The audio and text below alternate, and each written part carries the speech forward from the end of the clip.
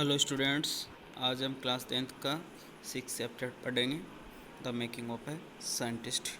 इसमें हमने Richard a bright के बारे में पढ़ा था कि उन्होंने किस तरीके से मोनार्क के बारे में विश्लेषण किया, और हमने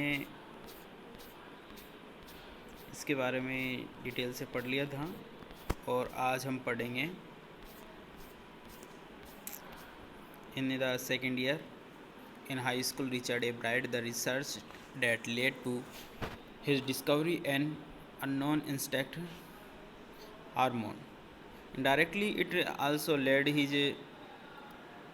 his new theory on the life of cells. यहाँ पर हम देखेंगे कि in his second year in high school, उनके हाई स्कूल के दूसरे साल में रिचर्ड ए ब्राइट ने क्या किया, रिसर्च करना प्रारंभ कर दिया। और यह रिसर्च उनको किसकी तरफ ले गया, इस रिसर्च से उनको एक चीज़ की उन्होंने खोज कर ली। वो क्या थी? इंसेक्ट हार्मोन की उन्होंने खोज कर ली, जो की जानकारी में नहीं था। Indirectly it also led to his new theory on the life of cells. और इस तरीके से अप्रत्यक्ष रूप में ये चीज़ उनको इस चीज़ से उनको पता चला कि सेल की लाइफ ऑफ सेल्स, सेल के जीवन काल के बारे में उनकी एक नई थ्योरी उन्होंने क्रिएट की। द क्वेश्चन ये try to answer was simple. एक उन्होंने जब स्टडी की on the life of the cell के बारे में, तो उन्होंने सबसे पहले क्या है कि एक क्वेश्चन किया और एक क्वेश्चन का आंसर करने का उन्होंने प्रयास किया जो बिल्कुल सिंपल था। और वो क्वेश्चन क्या था? What is the purpose of the 12 tiny gold spots on a monarch pupa.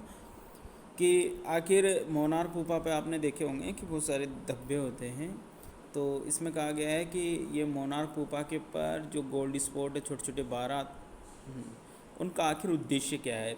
ये एक क्वेश्चन था, इसको सोल्व करने का उन्होंने प्रयास किया और उसी तरीके से उन्होंने एक थ्योरी क्रिएट की, the life of sales.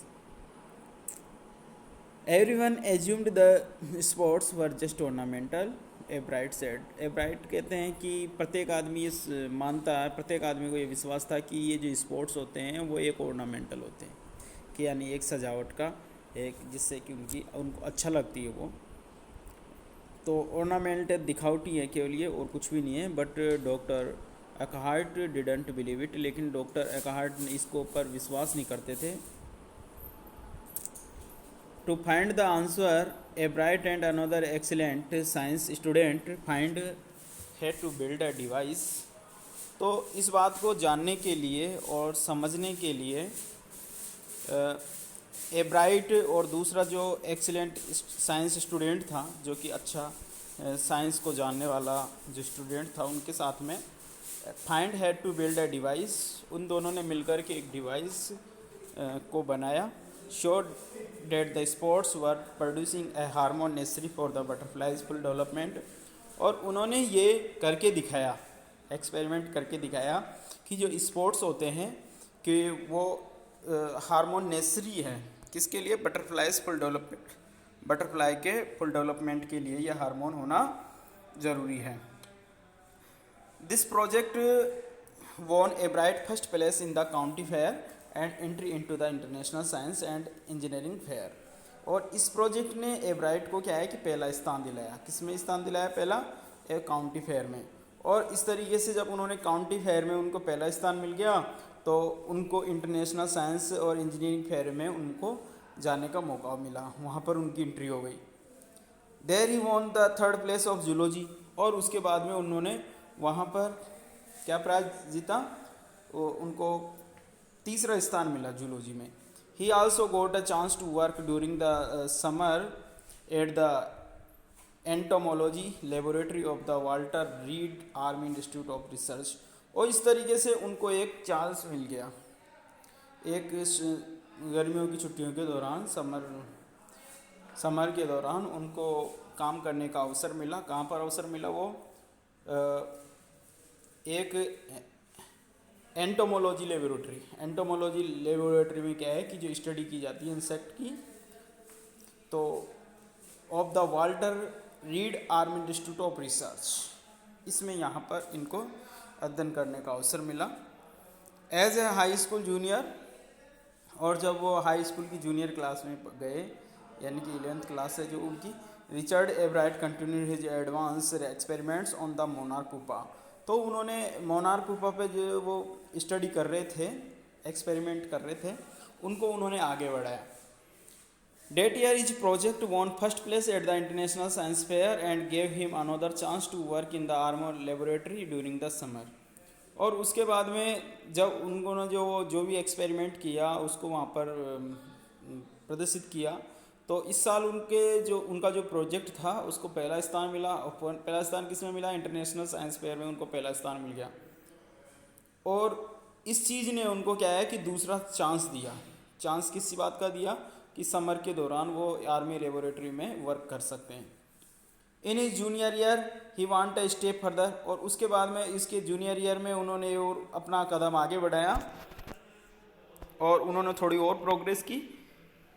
He grew cells from a monarch's wings in a culture and showed that the cells would divide and develop into normal butterfly wings scales only if they were fed the hormone from the gold spots।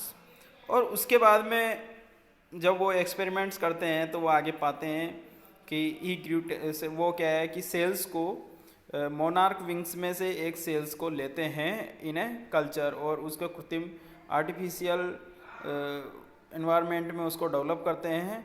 और उसके बाद में and show, और उसके बाद में दिखाते हैं कि ये सेल्स वो divide and develop into normally butterfly wings, कि किस तरीके से ये सेल्स है वो डिवाइड होती है और डेवलप होती है। जो भी सामान्य बटरफ्लाई होते हैं उनके विंग्स में किस तरीके से ये सेल डेवलप होती है यदि उनको गोल्ड स्पॉट से प्रॉपरली तरीके से हार्मोन मिलता रहता है तो वो डेवलप होती है। कहने का मतलब ये है कि gold spot is necessary for development of इसका बटरफ्लाई विंग्स और सेल्स, यानी सेल्स के डेवलपमेंट के लिए ये क्या है कि हार्मोन ज़रूरी है जो गोल्ड स्पॉट से आता है।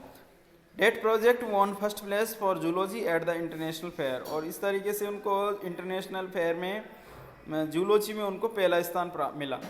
Spend the summer after a graduation doing further work at the army laboratory and at the laboratory of the US department और एग्रीकल्चर।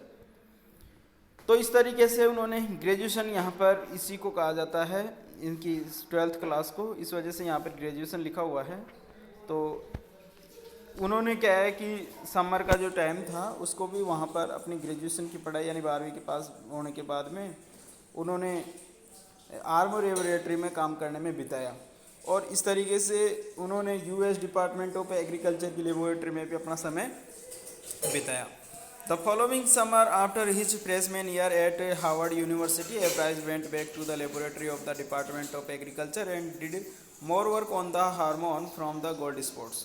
और उसके बाद में आने वाली दूसरी और समर में वो क्या करते हैं, गर्मियों के टाइम में क्यों जब वो फ्रेश ईयर होते हैं, after fresh year freshman year at Harvard university, यानी हार्वर्ड यूनिवर्सिटी में वो एक साल पढ़ाई कर लेते हैं। उसके बाद की बात है कि एब्राइट लेबोरेटरी में डिपार्टमेंट ऑफ एग्रीकल्चर की लेबोरेटरी में चले जाते हैं और वहाँ अपने कार्य को बढ़ाते हैं। और उनका कार्य क्या है, did more work on the hormone from the gold spots, कि गोल्ड स्पॉट्स से हार्मोन क्या कार्य करता है इसके ऊपर अध्ययन करने लगे वो।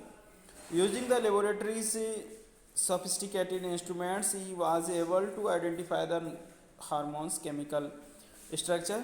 और इस तरीके से वहाँ लेबोरेटरी में बहुत सारे उपकरण होते हैं उनके पास में, उन उपकरणों का वो उनको यूज करके वो इस तरीक़ों को इसको आइडेंटिफाई करने में या पहचान करने में सफल हुए कि हार्मोन्स के केमिकल स्ट्रक्चर किस तरीके का होता है, यानी हार्मोन के केमिकल स्ट्रक्चर को जानने में वो सफल हुए। A year and half year, यानी कि एक साल और उसका आधा साल यानी 1.5 साल बाद में, during his junior years Ebright got the idea for his new theory about cell life. तो इस जूनियर ईयर्स के दौरान ही उन्होंने क्या किया कि उनको एक आइडिया आया for his new theory about cells life की जो के बारे में उनका नया सिद्धांत है, उसके संबंध में उनको एक आइडिया आया। और ये कैसे आया, it came while he was looking at X-ray, और जब वो एक एक्सरे देख रहे थे, photos of chemical structure of a hormone, और जब वो हार्मोन के केमिकल स्ट्रक्चर को के फोटो देख रहे थे, एक्सरे देख रहे थे, उस समय पर उनके एक विचार आया। When he saw those photos, a bride didn't shout Eureka or even I got it, but he believed that, along with his finds about insect hormones, the photos gave him the answer to one of the biology's puzzle. इसमें कहा गया है कि जब उन्होंने इन photo को देखा तो ए ब्राइट बिल्कुल भी नहीं चिल्लाई। उन्होंने ये नहीं कहा कि यूरेका और इवन इस तरीके से कि मुझे कुछ मिल गया, इस तरीके से वो चिल्लाया नहीं, लेकिन उन्होंने विश्वास किया। और इसके साथ में ही उनको एक चीज़ मिली, वो क्या थी कि अबाउट इंसेक्ट हार्मोन्स, हार्मोन्स के बारे में, इंसेक्ट हार्मोन्स के बारे में उनको जानकारी मिली। ये the photos gives him the answer to one's biology puzzle. तो बायोलॉजी की जो पहेली थी जिसको सोल्व करने का उनको एक आंसर मिल गया था, और वो कहाँ से मिला था, उन फोटोओं को देखने से मिला था। How the cell can read the blueprints its DNA, कि किस तरीके से एक सेल इसके डीएनए के ब्लूप्रिंट्स को पढ़ सकती है, यानी कि डीएनए का डेवलपमेंट किस तरीके से होता है, वो सेल से हम आइडेंटिफाई कैसे कर सकते हैं कि ब्लूप्रिंट को, इसके बारे में पता चल गया था उनको। तो DNA is the substance in the nucleus of a cell. तो डीएनए क्या है कि सेल का न्यूक्लियस का सार भाग होता है, डेट द कंट्रोल्स हेरिडिटी, और वो आनुवंशिकता को कंट्रोल करता है। It determines the form and function of the cell, thus DNA is the blueprint for life. इस तरीके से ये जो डीएनए होता है वो सेल के फंक्शन और उसकी फॉर्म को निर्धारित करता है। इस प्रकार से हम कह सकते हैं कि डीएनए क्या है कि जीवन का ब्लूप्रिंट है, यानी डीएनए से ही आनुवंशिकता का पता लगा जा सकता है कि कौन इसके माता पिता है, और ये भी पता लगा जा सकता है कि उनमें कितनी वृद्धि होगी उनके माता पिता के अनुसार। इस तरीके से हम कह सकते हैं कि जीवन का ये ब्लूप्रिंट है डीएनए। तो इस खोज के बाद में उन्होंने एक बहुत बड़ी एक थ्योरी प्रतिपादित की सेल के बारे में।